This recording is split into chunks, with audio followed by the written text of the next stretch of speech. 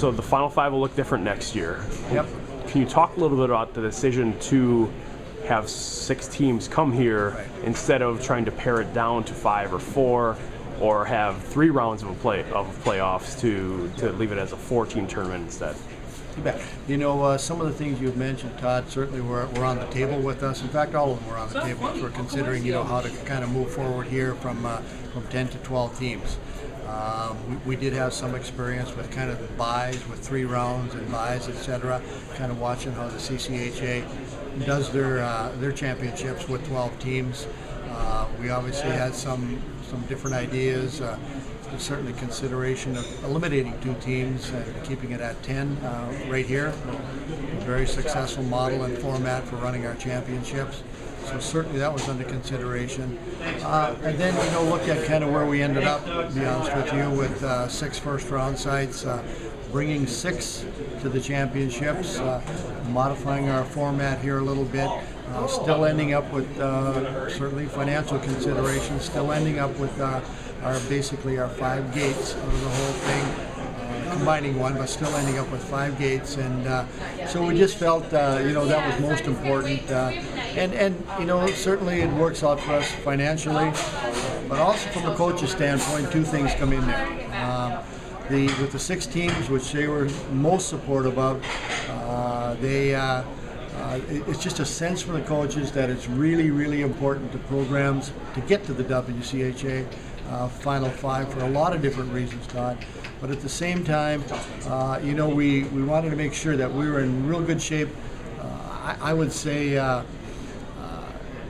kind of piggybacking kind of where we're at right now. So with 6 teams here, the coaches are much happier. One more chance or one more program or one more coach to get here.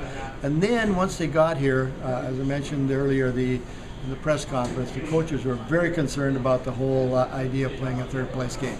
Anything they can do to get rid of that game, you know, they were going to be for. So I think with the 6 teams here, the model we're going to use to get to a championship is really, I'm really excited about it, Todd. You know, I mentioned earlier, not only with the addition of the 2 teams during the regular season, but certainly for the championships with Bemidji and UNO, Nebraska, Omaha, proximity to the Final Five here. If we've had a good season and a good championship going, we're going to be even better with those 2 additions.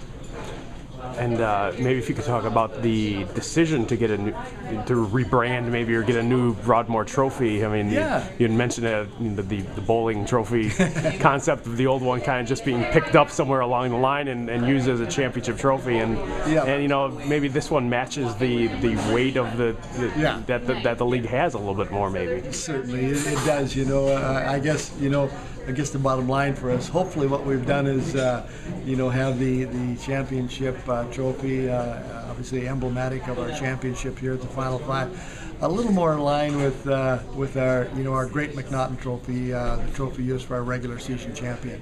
I think most people know the background on that and what that great trophy is all about, you know what I mean?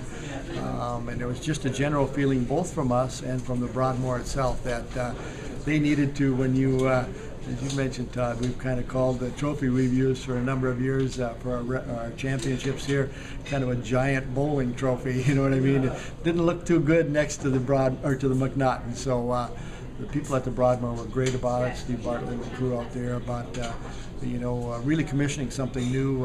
We actually cast something, and it's a bronze thing. It's just a gorgeous trophy. We think much more appropriate for the championship here in St. Paul. Just lastly, real quick, if you want to, you know, as the league goes from 10 teams to 12 next season, maybe just give us a brief overview. Where is this league? The state of the league? Yeah, real quick comment on that.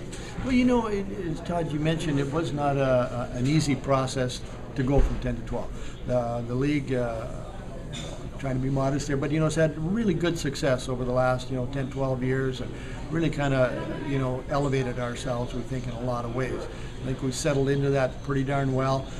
There was certainly a comfort level from the association members that we had to get over, but eventually, you know, got to the point of you know, taking our responsibilities. Collegiate hockey, real quick like, are important, and got to Bemidji, and then 11 wasn't a real good number, so got to 12. So not easy, but once you get there, you know what I mean?